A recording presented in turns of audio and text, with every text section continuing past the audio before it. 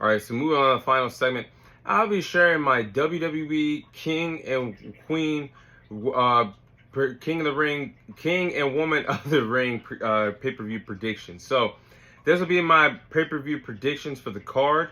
As I record this segment, talking about the women's and kings side of the ring tournaments. As I record this, the finals are not finalized yet. We still have to learn that for Monday Night Raw and Friday Night SmackDown this week. But in the semifinals tomorrow on Monday Night Raw, you're going to see Io Sky take on Lyra Valkyria. And on SmackDown, you'll see Bianca Belair take on Nia Jax. Now, I believe in the finals for the Queen of the Ring tournament, we'll see Io Sky versus Bianca Belair in the tournament finals. But I feel like Bianca Belair will win the Queen of the Ring tournament against Io Sky, renewing their rivalry they had over on Friday Night SmackDown in the calendar year 2023. I feel like Bianca Belair will win this tournament.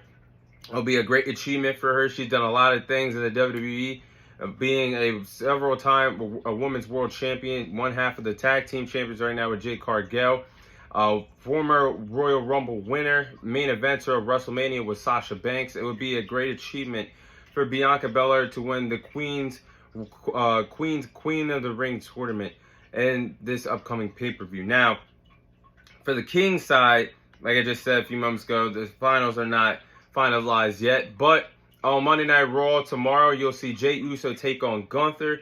And you'll see on Friday Night SmackDown, Randy Orton take on Tama Tonga in the semifinals.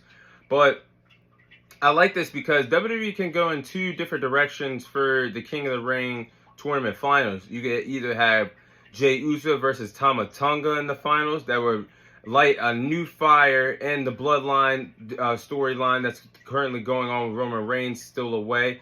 Or you could go with Gunther versus Randy Orton in the finals, a dream match that will be an absolute great match that could steal the show on the pay-per-view card. But I do believe that the finals will be Gunther versus Randy Orton, and I'm going to go with Gunther to win the King of the Ring tournament. Gunther was just the greatest intercontinental champion in WWE history with his historic reign that lasted over 600 days. I do believe that it would be great for Gunther to defeat a future Hall of Famer Randy Orton in the finals. For Gunther to have a pretty interesting King of the Ring persona for a long time. The ring general as the King of the Ring has a nice ring to it. So I do believe that Gunther will be the King of the Ring tournament winner this year. Now, moving on to the next card, the next match, we'll have Sami Zayn, who will be defending his Intercontinental Championship against Chad Gable and Bronson Reed in a triple threat match. Now, looking at this, I do like the storyline that is going on in the IC title picture right now. You have Sami Zayn. This is interesting because storytelling and booking means a lot in WWE. Now, check this out. This is how Bronson Reed got into the mix, because Sami Zayn lost to Bronson Reed 2 weeks before WrestleMania when he faced Gunther for the Intercontinental Championship. He lost to him on Monday Night Raw.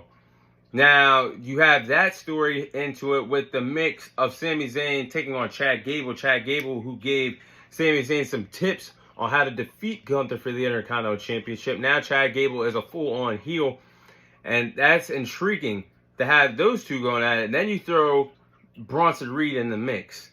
And this is going to be a compelling Intercontinental Championship match. It should be a fun triple threat match. But I'm going to go with Sami Zayn to retain his Intercontinental Championship against Bronson Reed and Chad Gable. It'll be a fun match. I do believe that Bronson Reed is going to take the pinfall loss here. That will set up Sami Zayn versus Chad Gable for the Intercontinental Championship in Montreal at Money in the Bank for the Intercontinental Championship. That could be where Sami Zayn loses the title, but we'll see. But I do believe he's going to retain the Intercontinental Championship at the King and Queen of the Ring tournament pay-per-view. Now, next match, we have Becky Lynch, who will defend her Women's World Heavyweight title against Liv Morgan. Now, I give Becky Lynch all the credit in the world for helping out the women's division after Rhea Ripley suffered her injury. And Becky Lynch was supposed to take a hiatus from WWE just for a little bit after WrestleMania, but she decided to help the women's division and help the Monday Night Raw roster by remaining on television, and that put her in position to win the Women's World title and that Battle Royale when she won the vacant World Heavyweight Championship that Rhea Ripley had to vacate due to a real-life injury. But Liv Morgan's character, I am intrigued by her character because it's getting more enjoyable to watch every week as she's on this revenge tour to become a Women's World Champion again in the WWE.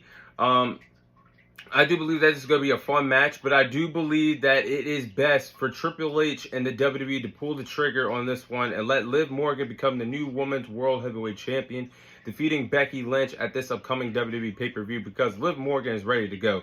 She could be a full-on heel, have a great run with the Women's World Heavyweight title, and it could give her a lot of credibility taking the title from Becky Lynch, established woman in her own right who doesn't really need another world title run at the moment. So let's let Liv Morgan have the title.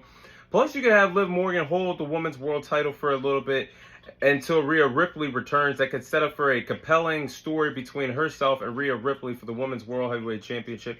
Maybe as soon as SummerSlam, you could add Dominic Mysterio to the mix. Maybe have a love storyline with Liv Morgan and Dominic Mysterio over the summer until Rhea Ripley returns. That could be a compelling match that we could have as early as SummerSlam for the Women's World title. I like that idea. But moving on to the final match, you have Cody Rhodes, who will be defending his WWE Championship against the United States Champion Logan Paul in a champion versus champion match. Now, to me, it seems like Logan Paul's United States Championship will not be on the line in this match, and that's unfortunate. A lot of people might be a fan of that, but I think that's unfortunate because I feel like there really hasn't been much time for this feud. They only, after the WWE Backlash card, you only got 2 to 3 weeks to build for this potential main event match for the pay-per-view, and it just really hasn't had much fuel to the fire for this feud. I think timing is unfortunate for it, and that's why I said that Cody Rhodes versus AJ Styles wouldn't have been a bad idea to run back one more time, but the WWE had a different idea. But I really like Cody Rhodes. I really would have liked the idea of Cody Rhodes winning the United States Championship in a champion versus champion match. It could have had the vibes of what Seth Rollins versus John Cena was like at SummerSlam in 2015 when Seth Rollins walked out of SummerSlam that year as a double champion with the WWE title and the United States title. And Cody didn't have to hold both titles forever. He could have dropped the United States title in a month's time frame, just like Seth Rollins did in 2015. Only was a double champion for a month. And I could have liked the idea of Cody Rhodes losing the United States title to a guy like Carmelo Hayes or LA Knight. But that wasn't in the cards. But I do believe there will be a fun match between Cody Rhodes and Logan Paul. I do believe that this match could steal the show. Now, I do believe that Cody Rhodes will remain the WWE Champion, defeating Logan Paul in the main event of this pay-per-view. And I feel like that Cody Rhodes winning the title, not losing the title, will be a great run for him to set up as a great run for him to win the WWE title.